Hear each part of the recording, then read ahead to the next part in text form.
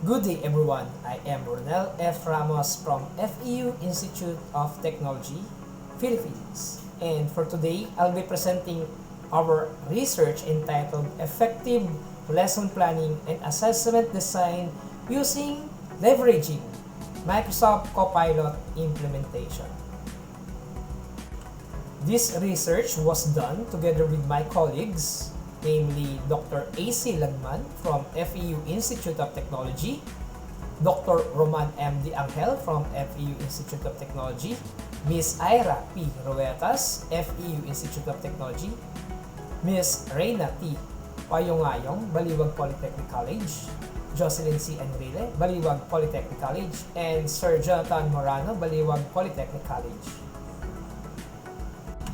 So in a time of rapid global change, education is essential for promoting sustainable development. Beyond its fundamental values, education increases socio-economic mobility. It basically empowers and helps to realize a number of sustainable development goals. Now, our group focused on SDG number 4, which is it ensures inclusive and equitable quality education and promotes lifelong learning opportunities for all. That is the central of these goals. So, as we do all know that AI, also known as artificial intelligence, is an emerging technology right now. So, we have decided to focus on with Microsoft Copilot. So, what is Microsoft Copilot?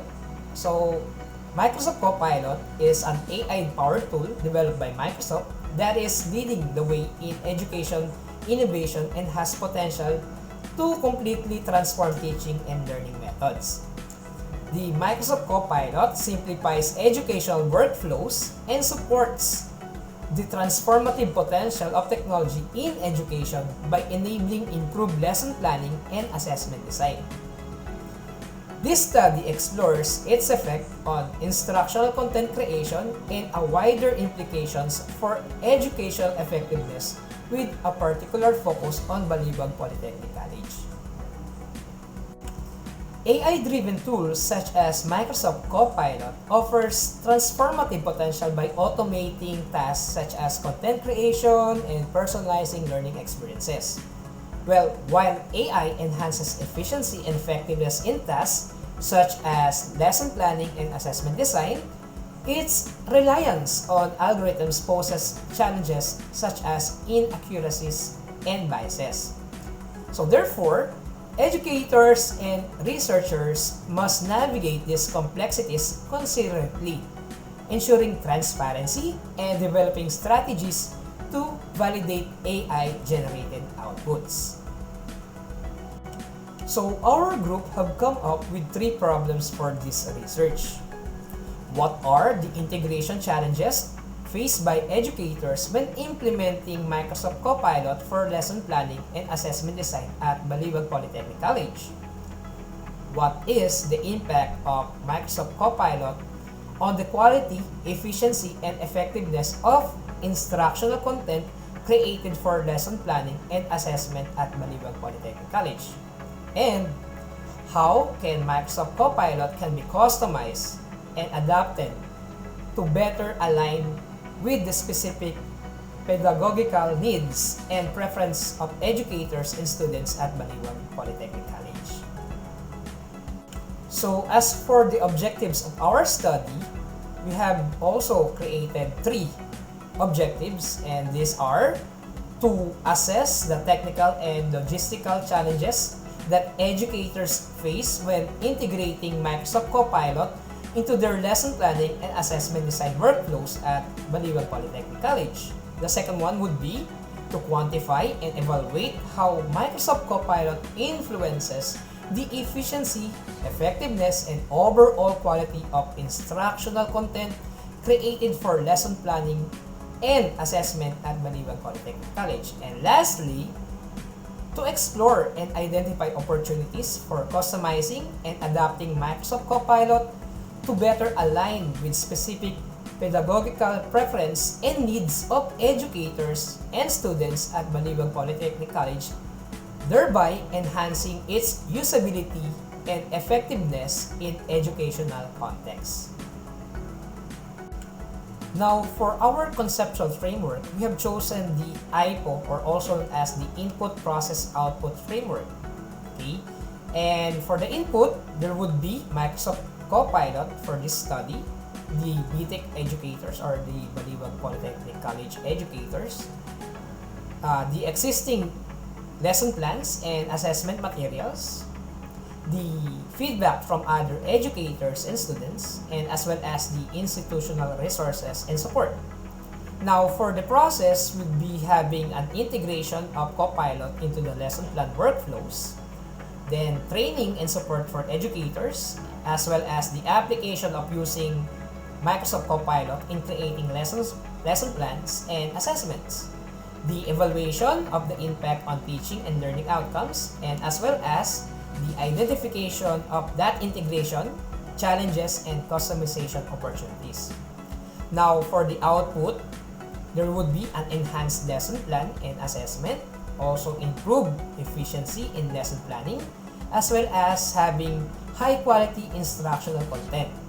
There will be also customization strategies for better alignment with educational needs and recommendations for policy and implementation. So, utilizing Copilot to create assessments and lesson plans, assisting teachers to be better in designing educational instructions and assessment materials. So therefore, we are hoping that we would have Microsoft Copilot to produce higher quality lesson materials. AI, or also known as artificial intelligence, is becoming more and more important element in many fields, including education.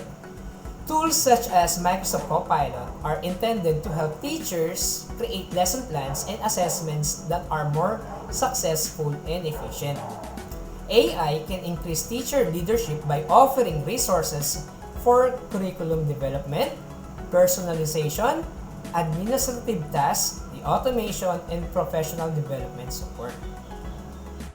Now, the personalization of learning experiences for students is achieved through the integration of technology, including artificial intelligence and machine learning.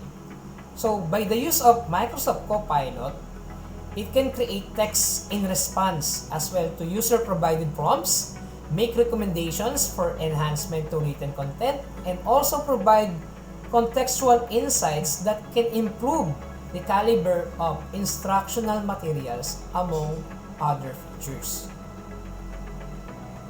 Now, as you can see right here, we do have two products of Microsoft Copilot. The first one is Microsoft Copilot for Bing.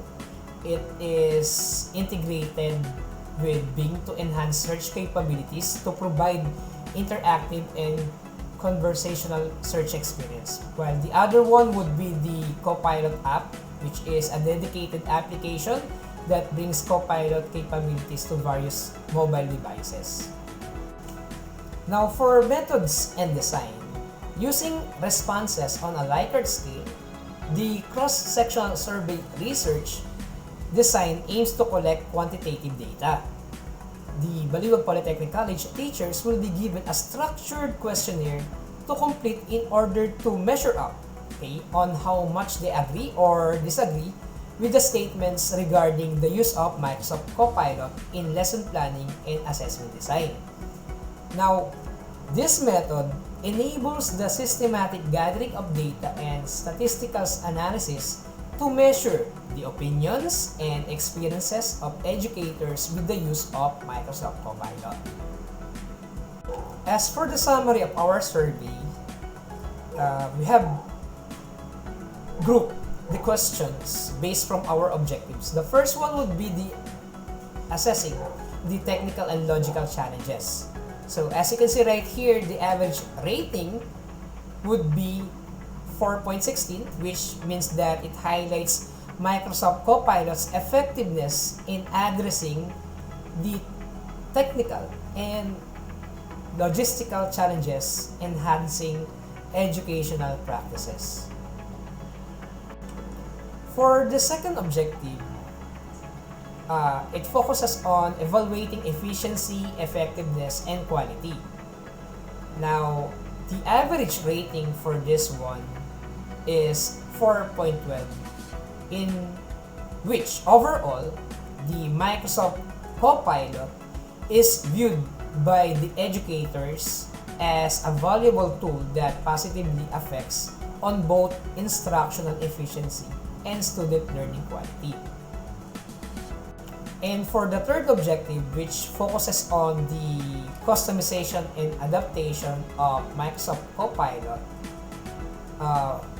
we garnered an average rating from the respondents with 4.17, which means that Microsoft Copilot is seen as a highly adaptable tool that supports effective personalized instruction and enhanced teaching flexibility.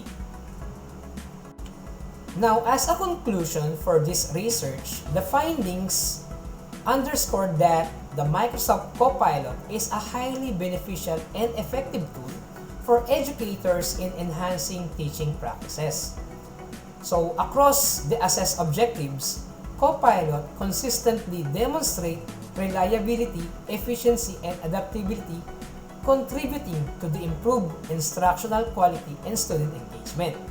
In addition, as the educational institution to continue to embrace digital tools for teaching and learning, the integration of Copilot offers promising avenues for personalized, efficient, and effective educational experience. Now, based on the findings, the following recommendations are proposed.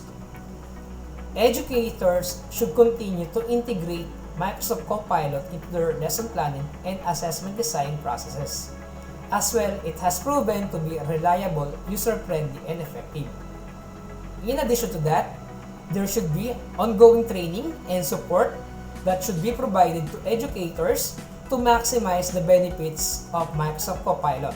This basically would include workshops, webinars, and accessible online resources to ensure all users are comfortable and proficient of using Copilot as a tool. In addition, establishing a feedback mechanism for educators to share their experiences and suggestions for improvement can help in continuously enhancing the tool's features and usability. Encouraging educators to explore the customization options available in Microsoft Copilot will allow them to tailor the tool to their specific teaching context and needs, further enhancing its effectiveness. And lastly, Microsoft should consider collaborating with educators to develop additional features and resources that address specific classroom challenges and enhance the overall teaching and learning experience. Now, before I end this presentation, I would also share a quote wherein AI is neither good nor evil. It is a tool.